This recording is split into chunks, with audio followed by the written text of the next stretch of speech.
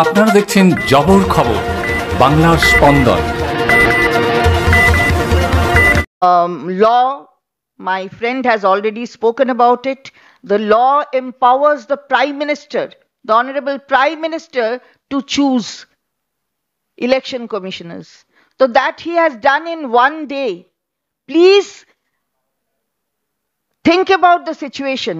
The full bench, which had actually gone across the country to decide about matters relating to this 2024 election, Lok Sabha election, that full bench is no more there. Now, the one who have been, or two who have been appointed just one day before, they sit together and they decide the schedule.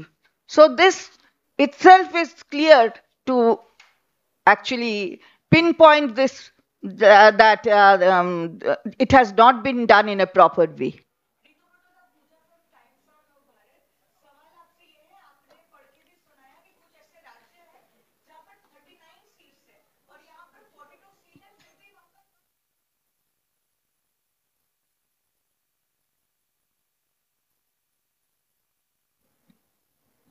हम लोग तो पहले ही बोले कि सिर्फ तमिलनाडु का सवाल नहीं, जहां 39 सीट से ऐसा स्टेट भी है आंध्र प्रदेश जहां 25 सीट है, एक चरण में चुनाव हो रहा है।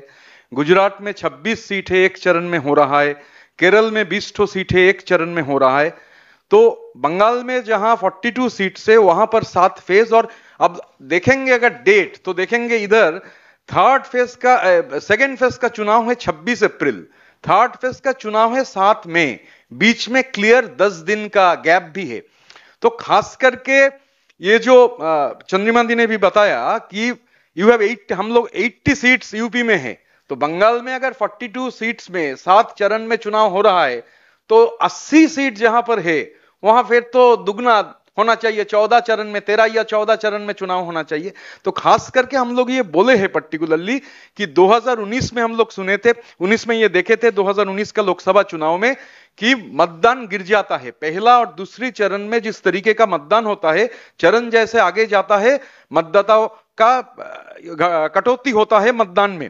और खास करके जो एकदम क्लियर एडवांटेज, जिस पार्टी के पास सबसे ज्यादा कोष है, सबसे ज्यादा राशि है, जितना ज्यादा चरण में चुनाव होगा, जितने ज्यादा चरण में मतदान होगा, उन लोगों को एक क्लियर एडवांटेज मिलता है। हम लोग इसीलिए मांग किए थे कि बंगाल में एक चरण में चुनाव होना चाहिए। और खास करके 2021 में जहां 34 दिन में 8 फेज में चुनाव हुआ था, वहां भी हम लोग तब बोला गया था कोविड है, तो अभी तो कोविड का कोई स्थिति नहीं है। और खास करके ये जो आंकड़ा है, ये तो इलेक्शन कमीशन का आंकड़ा है, हम लोगों का नहीं है, कि तमिलनाडु में 39 सीट्स में एक फेज है, एपी में, आंध्र प्रदेश में 25 में एक फेज है, गुजरात में 26 में एक फेज है, केरल में 20 में एक फेज है, कर्नाटक में 28 में 2 फेज है। तो इसमें यह सवाल तो उठेगा ही कि बंगाल में 42 जो सीट्स है जहां पर, वहां क्यों 7 फेज में ये मतदान का निर्णय लिया गया है। নির্বাচন ঘোষণা হওয়ার প্রায় সঙ্গে সঙ্গে বিজেপির তরফ থেকে ডায়মন্ড হারবার নিয়ে ইলেকশন কমিশনকে চিঠি দেওয়া হলো। ডায়মন্ড হারবারে তৃণমূল কংগ্রেসের দুষ্কৃতীরা তারা অত্যাচার চালায়। কি চিঠি দিয়েছে সেটা তারা জানে, কিন্তু এই যে ডায়মন্ড হারবার কেন্দ্রটাকে ভয় পাচ্ছে আসলে আমাদের সাংসদ অভিষেক বন্দ্যোপাধ্যায়কে ভয় পাচ্ছে বিজেপি, এটা কিন্তু পরিষ্কার হয়ে গেছে। কারণ হঠাৎ বলবার সাথে সাথে ওই কেন্দ্রটাকে নিয়েই এত নাড়াচাড়া কেন? সুতরাং এগুলো সমস্ত ইট স্পিক্স ফর ইটসেলফ, এই অ্যাকশনগুলো। সুতরাং দিয়েছে সেটা নির্বাচন কমিশন দেখবে।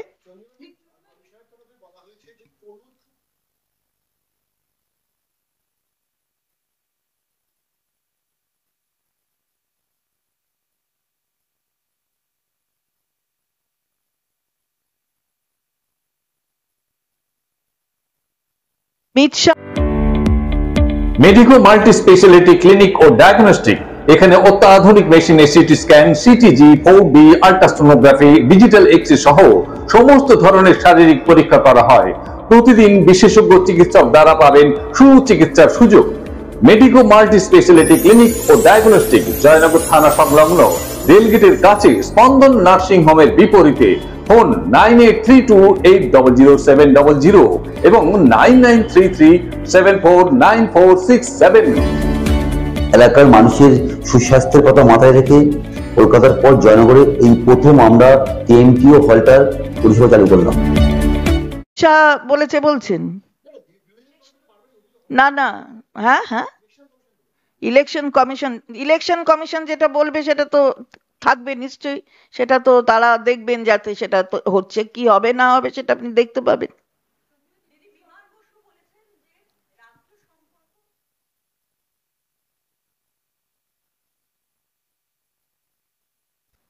বিমান বসু, তাকে শ্রদ্ধা জানিয়েই বলছি, তিনি, তার বয়স হয়েছে, প্রবীণ মানুষ, তিনি যত কম বলেন ততই ভালো।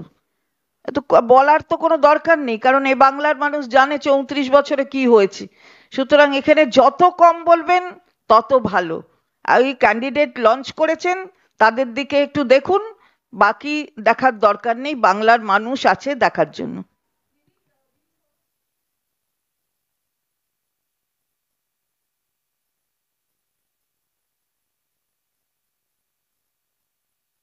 কমিশন যেটা বলেছে সেটা নিয়ে তো আমার বলার কোনো অপেক্ষা রাখে না, যা বলেছে সেটা করতে হবে, সেটা দেখবে কমিশন, করবে এই কমিশন দেখবে।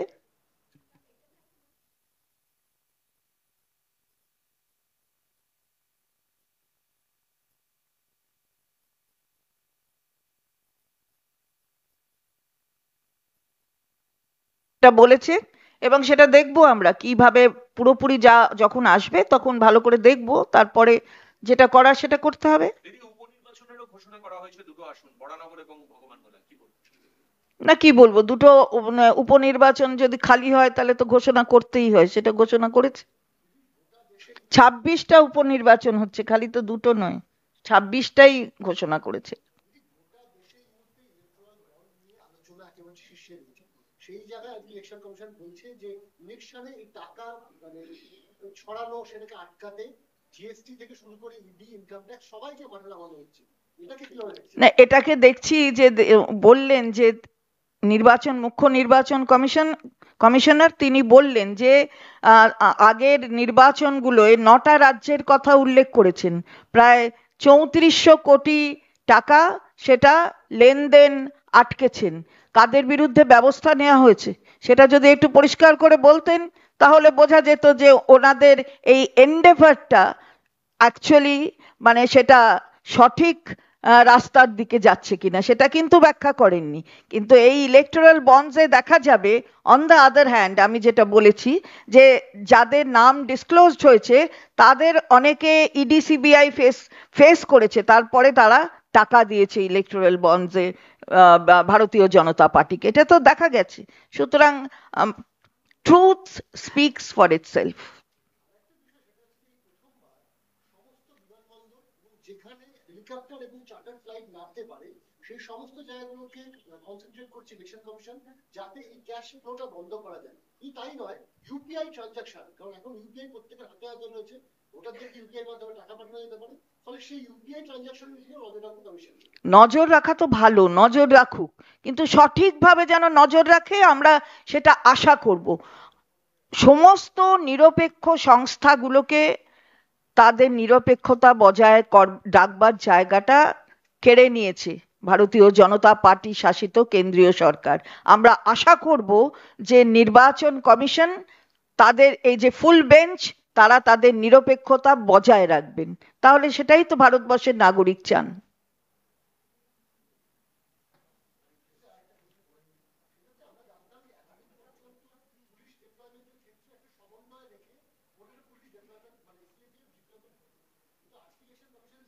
প্রত্যেকটা জেলায় কন্ট্রোল রুম তো থাকছেই, সেখানে সিনিয়র অফিসার্সরা থাকবে, অবজারভাররা পুরো বিষয়টা মনিটরিং করবেন যে কোথায় পুলিশ রয়েছে, পুলিশকে ব্যবহার করা হচ্ছে কিনা বা তাদের বসে রাখা হচ্ছে কিনা, গোটাটা এই গোটা বিষয়টা না। শুনেছি যে 2100 অবজারভার অ্যাপয়েন্ট করা হবে, 2100 অবজারভার তারা অ্যাপয়েন্ট করছেন। আমরা সবটাই বলছি যাতে নিরপেক্ষতা বজায় থাকে, কাউকে সুবিধে পাইয়ে দেওয়ার জন্য নয়, কারুকে অসুবিধার মধ্যে ফেলার জন্য নয়, যা সত্য সেটা যেন হয়। সেটা যদি নির্বাচন কমিশন করে তাহলে তো ওয়েলকাম, নিশ্চয়ই তারা বিধি তৈরি করেছেন, তারা যাতে সেটা সঠিকভাবে ফলো করেন। কারণ 3400 কোটির ওটা কিন্তু ঠিক মানে বোঝা গেল না, একটু ধোঁয়াশা আছে, যেটা আমি আগেই বললাম। ফলে কোথাও ধোঁয়াশা না থেকে সঠিকটা যাতে খালি ধোঁয়া উঠবে এমন না হয়, যেন পরিষ্কার পরিচ্ছন্ন আকাশ, নির্বাচনের পরিচ্ছন্ন আকাশ, এটা আমরা দেখতে চাই।